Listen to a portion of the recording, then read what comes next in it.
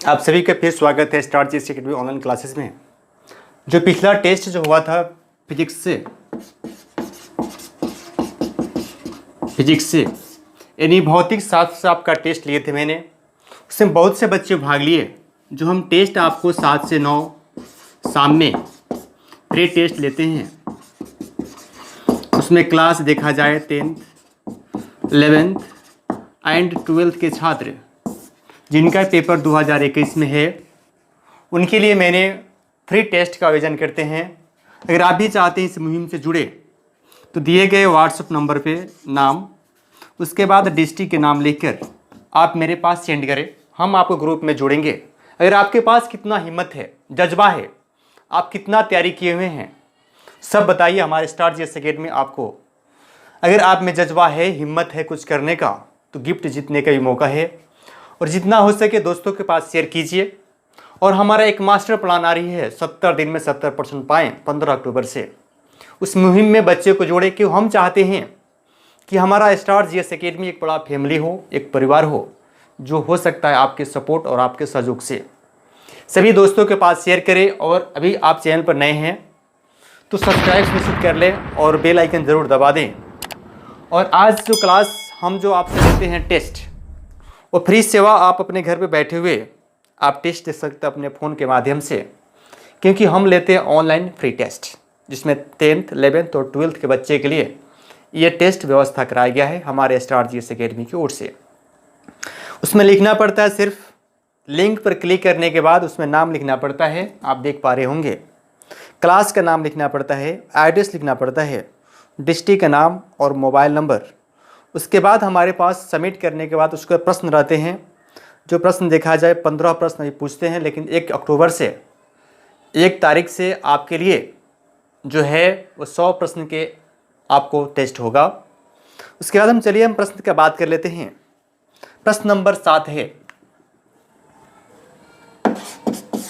प्रश्न 7 कहता है, बहुत इंपॉर्टेंट प्रश्न है, ध्यान दीजिएगा। रॉकेट किस सिद्धांत पर कार्य करता है? रॉकेट जो आप देखते होंगे रात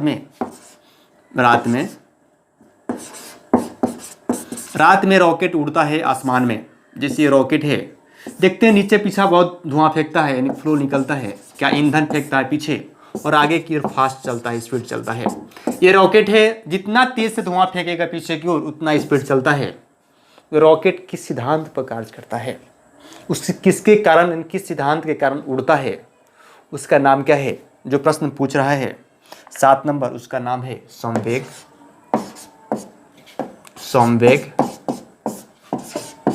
संरक्षण। यानी संवेग संरक्षण के कारण रॉकेट क्या है, उड़ता है। इसका ऑप्शन नंबर सी आंसर होगा, राइट। अब हम 8 नंबर प्रश्न का बात करते हैं। 8 नंबर प्रश्न कहता है कि 2 kg द्रव्यमान वाले 5 न्यूटन के बल लगाया जाता है। यानी 2 kg के कोई वस्तु है, उस पर हम बल लगाते हैं 5 न्यूटन का। कि बल का मात्रा क्या होता है, न्यूटन होता है, और मास का मात्रा क्या होता है, केजी होता है। लगाया जाता है तो उत्पन्न एक्सेलरेशन, इस पे एक्सेलरेशन जो है वो क्या होगा? चलिए हम प्रश्न देखते हैं। 8 नंबर प्रश्न कहता है कि मास यानी द्रव्यमान कितना है, 2 kg, क्योंकि जानते हैं कि मास जो होता है केजी में होता है। उसके बाद बोलता है कि 5 न्यूटन यानी फोर्स कितना है, 5 न्यूटन। इसका नाम क्या, A for force, A for mass. इसके बाद कहता है कि एक्सेलरेशन क्या होगा, यानी ये क्या होगा। ये प्रश्न न्यूटन के सेकंड लॉ जो है क्या होता है, कहता है F बराबर ma, यानी फोर्स बराबर मास गुना एक्सेलरेशन, यानी मास गुना एक्सेलरेशन। इसी फार्मूला बैठाने के बाद हमारा ए का मान आ जाएगा। इस फार्मूला से हम बैठाते हैं, देखिएगा एफ का मान दिया हुआ है कितना, 5। उसके बाद मास का मान दिया गया है 2 गुना ए एक्सेलरेशन। जब एक्सेलरेशन इधर आ जाएगा तो क्या होगा, 5/2 क्या होगा, यानी 2.5। जब भी एक्सेलरेशन होता है तो मीटर पर सेकेंड स्क्वायर में होता है, क्या होगा, मीटर पर सेकेंड स्क्वायर। इसका राइट आंसर क्या होगा, 2.5 मीटर पर सेकेंड स्क्वायर। इसका आंसर वी होगा। यानी 8 का आंसर क्या हो गया? B number. हम प्रश्न 9 कहते हैं। 9 नंबर प्रश्न देखिएगा। कहता है कि यदि घोड़ा एकाएक चलना शुरू कर दे, सपोर्ट कीजिए, ये क्या है? घोड़ा है। मान लीजिए ये घोड़ा है,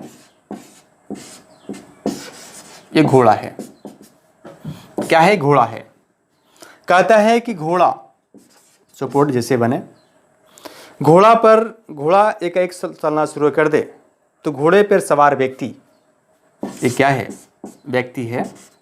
सपोर्ट कीजिए, ये क्या है? व्यक्ति है। कहता है कि घोड़ा एकाएक चल जाए तो घोड़ा पर सवार व्यक्ति क्या होता है? पीछे की ओर झुक जाता है। क्यों? जब ये घोड़ा स्पीड पकड़ेगा, ये घोड़ा दौड़ने लगेगा तो आदमी क्या होता है? पीछे की ओर झुकता है। क्यों? कभी सोचा है आपने? या आप 4 व्हीलर में बैठे रहते हैं, जब एकाएक जब स्टार्ट होता है तो आप पीछे की ओर झुक जाते हैं। सोचिए, कभी नहीं सोचे? सोचिए। साइंस सोचने का सब्जेक्ट है और सोचने से ही दिमाग बढ़ता है। जैसे मैंने बताया कि ये घोड़ा है, घोड़ा पर सवार व्यक्ति जब दौड़ने लगता है, एकाएक चलना शुरू कर देता है तो पीछे की ओर झुक जाता है। क्यों? जब ये चला तो ये पीछे की ओर झुक गया। क्यों? सोचा कभी नहीं? किसके कारण होता है? क्योंकि घोड़ा जो रहता है गति में रहता है, लेकिन मनुष्य क्या होता है? विराम अवस्था में रहता है। घोड़ा गति में होगा तो मनुष्य क्या होगा? विराम अवस्था में होगा। इसीलिए क्या होगा? जब स्पीड पकड़ेगा तो पीछे की ओर झुक जाएगा। यह प्रश्न आता है कि घोड़ा दौड़ रहा है, एकाएक रुक जाने पर उसको बैठे हुए व्यक्ति आगे की ओर झुक जाते हैं। क्यों? गति जरूरत के कारण होता है। इसमें प्रश्न जो है क्या होगा? विराम जरूरत के कारण होता है, क्योंकि मनुष्य जो है क्या है? विराम अवस्था में है, रेस्ट में है। घोड़ा क्या है? मोशन में है। इसलिए प्रॉब्लम होता है। इसका नाम क्या होगा? बी नंबर आंसर होगा। यानी 9 का बी होगा, जिसमें लिखा हुआ है विराम जरूरत। इन रेस्ट एक्सीलरेशन, रेस्ट इनासिया होगा के कारण होता है। इसका आंसर क्या होगा? B number. अब 10 नंबर प्रश्न का हम बात करते हैं। दोस्तों के पास निश्चित ही शेयर करें और चैनल पर नए हैं सब्सक्राइब जरूर कर लें। आपके पास जितने दोस्त हैं सबके पास शेयर किया कीजिए और लाइक जरूर किया कीजिए क्लास को। यानी जो क्लास जाता है लाइक कीजिए और दोस्तों के पास शेयर और कमेंट में जरूर अपना नाम लिखें। अब बात होता है 10 नंबर प्रश्न का। कहता है बल का गुणनफल है। बल क्या होता है? मैं न्यूटन के थर्ड लॉ बताया था, सेकंड लॉ से बताया था, सॉरी। न्यूटन के थर्ड लॉ कहता है, सेकंड लॉ कहता है क्या? एफ बराबर यानी फोर्स बराबर मास गुना एक्सीलरेशन। जो यहाँ फॉर्मूला था एफ बराबर, उसी फॉर्मूला को मैं पूछ रहा है एफ यानी फोर्स।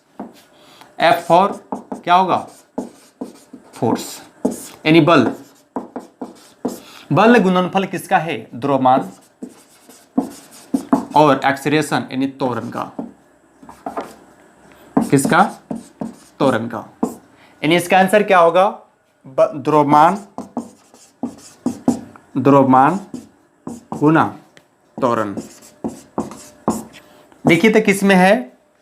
ये है बी नंबर। इसका आंसर बी होगा।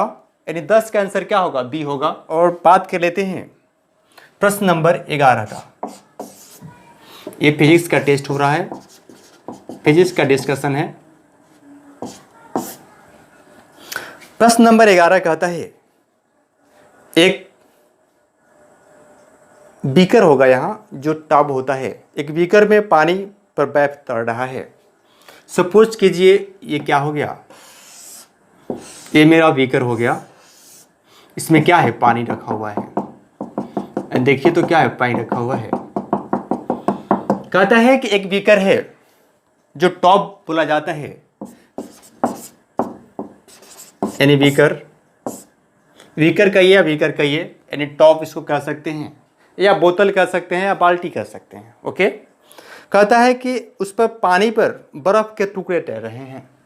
ये क्या है? बर्फ का टुकड़ा तैर रहा है, यानी आइस। बर्फ के टुकड़े तैर रहे हैं। क्या है? बर्फ का टुकड़ा है।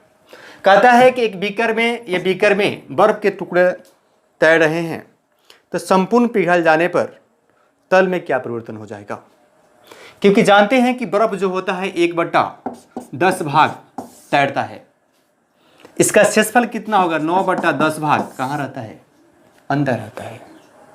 एन तैर रहा है, पिघल जाए तो कोई परिवर्तन नहीं होगा। इसके तल में 9 परिवर्तन होगा, यानी क्या होगा? उतना ही रहेगा, उतना ही रहेगा। इसका आंसर क्या होगा? इसका आंसर होगा सी नंबर, क्योंकि बर्फ के टुकड़े 1/10 भाग तैरता है, लेकिन 9/10 भाग क्या होता है? ऊपर रहता है। इसलिए जब ये पिघल जाएगा तो कोई चेंजिंग नहीं होगा। किसमें? स्टॉप में, पानी में कोई चेंजिंग नहीं होगा। हम बात कर लेते हैं 12 नंबर प्रश्न का। कहता है 12 नंबर प्रश्न, पानी का अधिकतम घनत्व होता है।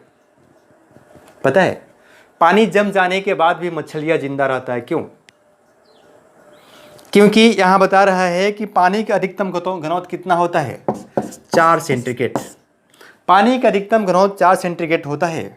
पानी का उबलने का जो पॉइंट है, पानी कितना उबलता है, यानी बॉइलिंग पॉइंट, पानी का बॉइलिंग पॉइंट देखा जाए, बॉइलिंग पॉइंट कितना होता है? 100 सेंटीग्रेड पर पानी क्या होता है? उबलने लगता है। 0 सेंटीग्रेड अगर देखा जाए, वाटर का हम बात कर रहे हैं, वाटर का ही बात करें, 0 सेंटीग्रेड पर क्या होता है? ट्रिपल पॉइंट में आ जाता है। इसका नाम क्या है? Triple point. 0 सेंटीग्रेड में पानी जो होता है ट्रिपल पॉइंट में पहुंच जाता है, यानी बर्फ अवस्था में पहुंच जाता है। द्रव में भी रहता है, बर्फ में रहता है, गैस के रूप में रहता है। इसी के नाम ट्रिपल पॉइंट कहा जाता है 0 सेंटीग्रेड का। हम बात कर लेते हैं 13 नंबर प्रश्न, बहुत इंपॉर्टेंट है। इसके पहले मैंने 2 बार बता चुके हैं 13 नंबर प्रश्न का। अगर आप क्लास किए होंगे तो निश्चित ही आपको याद होगा। कहता है कि सूरज के निरंतर ऊर्जा का सर्जन कारण क्या है? जो हमारा सूरज है वो जल रहा है, क्यों? सोचा कभी आपने? सोचिए। साइंस सोचने का चीज़ है, रटने का चीज़ नहीं है। हम बार बार बताते हैं कि साइंस रटने वाला चीज़ नहीं है। सोचिए, तब भी आपका माइंड का विकास होगा। रटिएगा तब मुंह का विकास होगा। कहता है सूरज जो है हमारा, जो आप देखते हैं दिन में, क्यों जल रहा है? जैसे सूरज है, क्या है? सूरज यानी सन। सन में एक प्रतिक्रिया होता है, हाइड्रोजन। हाइड्रोजन से हीलियम में बदलता है, He। कहता है कि हाइड्रोजन से यानी He से हीलियम में बदलने की प्रक्रिया को क्या कहते हैं? नाभिकीय संलयन कहते हैं। नाभिकीय संलयन कहते हैं। क्या कहते हैं? नाभिकीय संलयन कहते हैं। इसका आंसर जो होगा क्या होगा? ए नंबर आंसर होगा, यानी 13 का ए आंसर होगा। 13 नंबर प्रश्न का 1 होगा नाभिकीय संलयन, विखंडन नहीं होगा। परमाणु बम जो होता है नाभिकीय विखंडन पर कार्य करता है। परमाणु बम नाभिकीय विखंडन पर क्या करता है? कार्य करता है। इसका नाम एटम बम इंग्लिश में कहा जाता है। उसके बाद हम बात कर लेते हैं ये 14 नंबर प्रश्न का। चाबी भरी घड़ी में कौन सा ऊर्जा है? चाबी भर दिए, भर नहीं रहे, चाबी भर दिया गया। सपोज कीजिए ये क्या है? घड़ी है। जैसे मान लीजिए क्या हो गया? 3 बज रहा है। ओके, ये 3 बजा दीजिए इसको। ये 12, ये 3, ये 3 बज रहा है। बड़ा वाला छोटा वाला सुई, यहाँ चाबी लगा रहता है घड़ी का। कहता है कि चाबी भरी घड़ी में कौन सा ऊर्जा रहता है? आप चाबी भर नहीं रहे हैं, भर दिए हैं। क्या है? भर के रुक गए हैं, स्थितिज ऊर्जा। प्रश्न हमेशा आपको फंसाया जाता है। इसका नाम क्या है? स्थितिज ऊर्जा। इसका नाम पोटेंशियल एनर्जी, इन इंग्लिश देखा जाए तो पोटेंशियल एनर्जी। 14 का आंसर क्या होगा?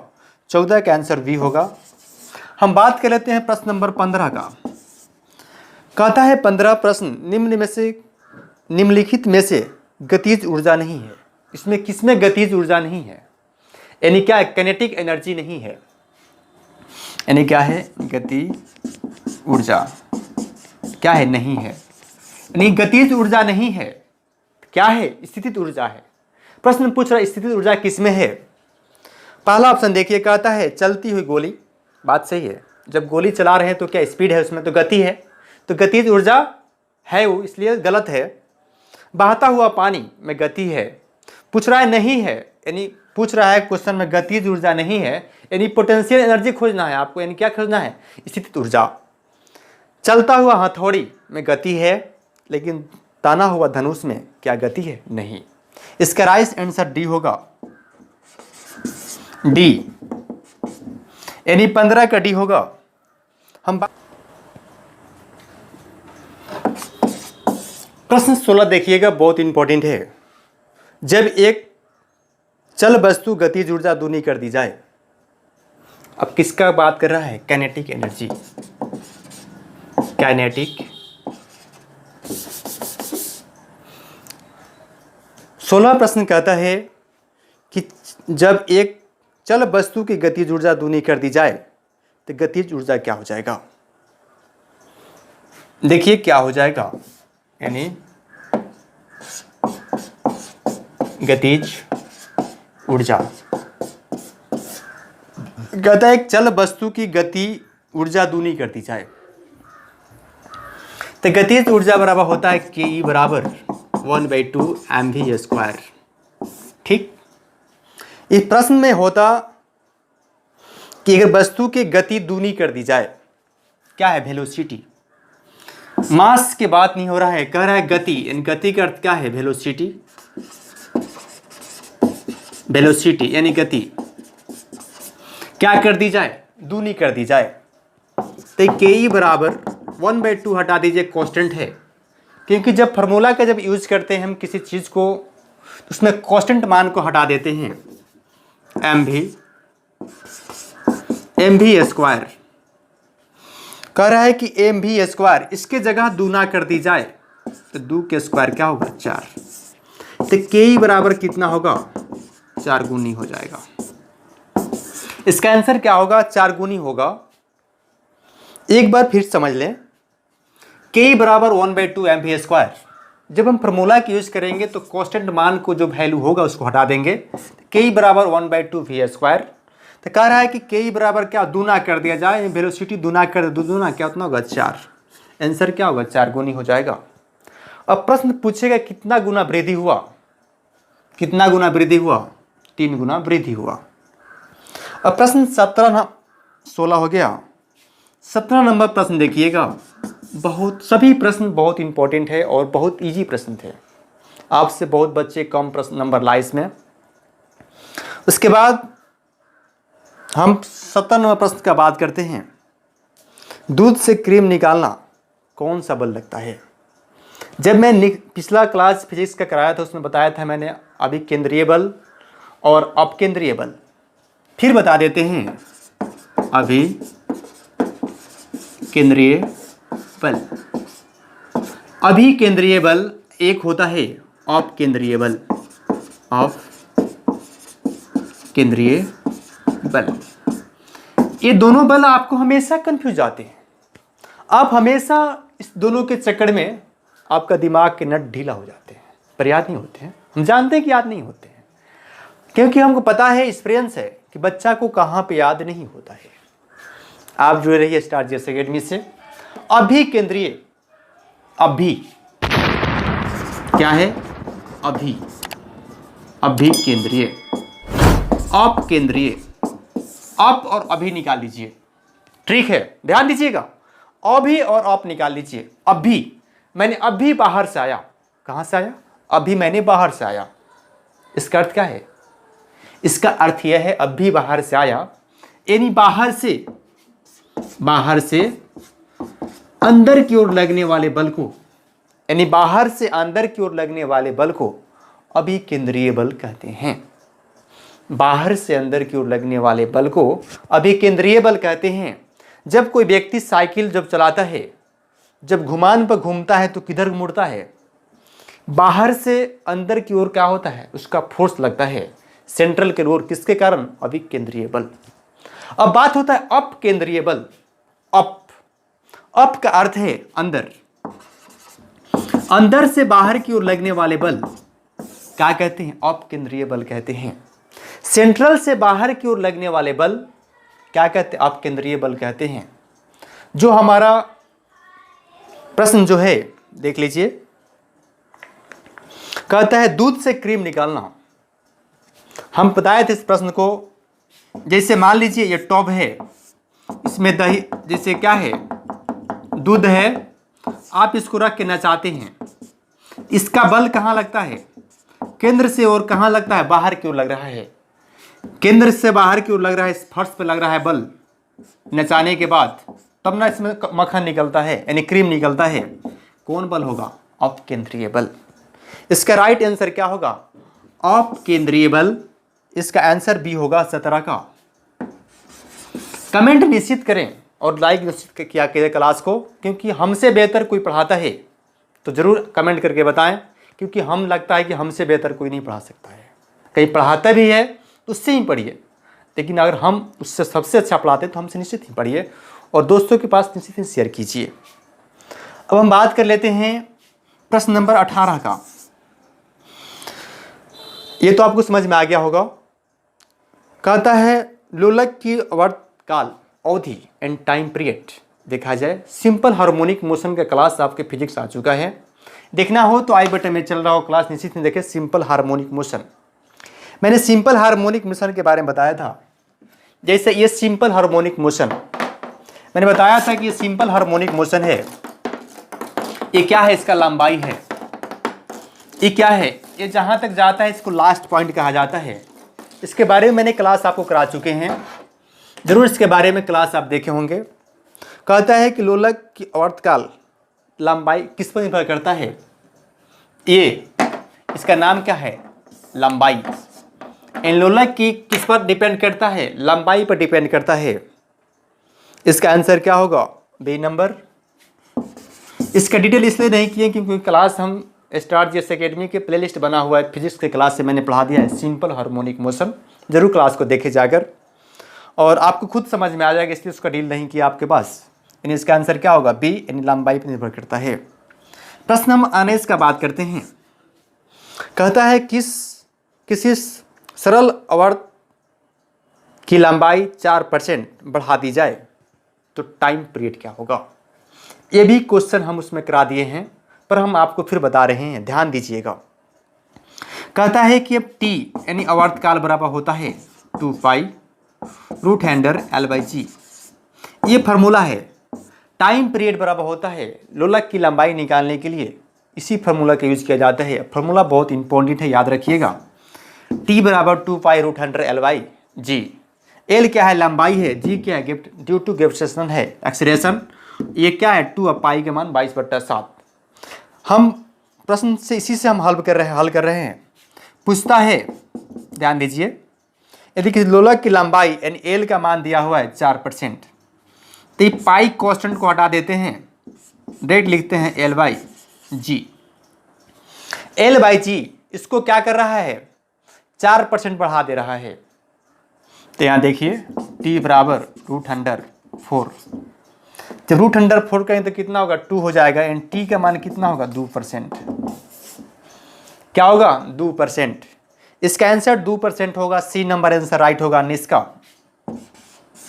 अगर किसी बच्चे को समझ में नहीं आ रहा है तो कमेंट निश्चित करें, आपको सॉल्व निश्चित ही करके बताया जाएगा इसको। t बराबर √2 पाई L/G, एंड t बराबर क्या है, √L/G।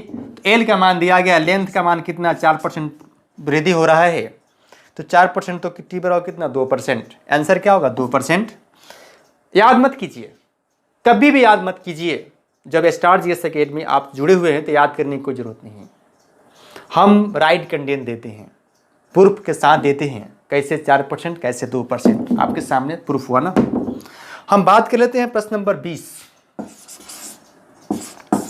ये प्रश्न जो है सरफेस टेंशन से प्रश्न है, यानी क्या है, कहता है कि वर्षा का बूंद गोलाकार होता है सरफेस टेंशन के कारण, यानी क्या हुआ, पृष्ठ तनाव के कारण। 1 नंबर होगा, 1 नंबर इसका आंसर होगा 20 का। हम बात कर लेते हैं लास्ट प्रश्न 21 नंबर का। ध्वनि का चाल अधिकतम होता है, ध्वनि जो होता है यानी साउंड, इसका नाम क्या है, साउंड। साउंड को चलने के लिए मीडियम चाहिए, यानी माध्यम चाहिए। क्या चाहिए, माध्यम चाहिए। लेकिन प्रकाश को चलने के लिए कोई माध्यम की आवश्यकता नहीं है। एक माध्यम चाहिए, हवा। हवा में क्या होगा? हवा में जो होता है 332 किलोमीटर पर सेकेंड होता है हवा में वेग, साउंड का चाल। यही प्रकाश का भी होता है। उसके बाद पूछता है निर्वात। साउंड कभी निर्वात में नहीं चल सकता है।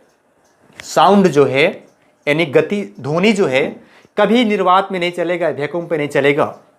अब वैक्यूम का अर्थ क्या है, निर्वात किसे कहते हैं, इसका भी क्लास हम करा चुके हैं। स्टार जीएस एकेडमी पर जाएं और साउंड जो पढ़ा है लाइट क्लास में देखिएगा तो इसके बारे में बताए हैं कि वैक्यूम क्या है, निर्वात क्या है, जरूर क्लास देखें। उसके बाद ये जल जो होता है इसमें ध्वनि का चाल 1483 मीटर होता है पर सेकेंड। लेकिन इस्पात में 6420 मीटर पर सेकेंड होता है सबसे, यानी 6420 6420। इसमें सबसे हाईएस्ट अधिकतम जो होगा इस्पात में होगा। इसका आंसर क्या होगा? D number. ये आपके 21 प्रश्न थे आपके लिए। अब बहुत इंपॉर्टेंट प्रश्न थे कि बोर्ड मॉडल प्रश्न, जो भी प्रश्न पूछे जाते हैं वो जब पेपर में पूछे जाते हैं, बीपीएससी हो या आप 10th 11th 12th के छात्रों जो द्वारा पूछे जाते हैं, वही प्रश्न को हम आपके पास रिपीट करते हैं। और आज का लकी विनर जो हैं हमारे, जिनका नाम है सोनू कुमार, औरंगाबाद से हैं। अपना गिफ्ट आप हमारे स्टार जीएस एकेडमी से आकर ले सकते हैं। और इस तरह ही टेस्ट में बने रहें और दोस्तों के पास शेयर करें। आज तक कितनी, जय हिंद, जय भारत।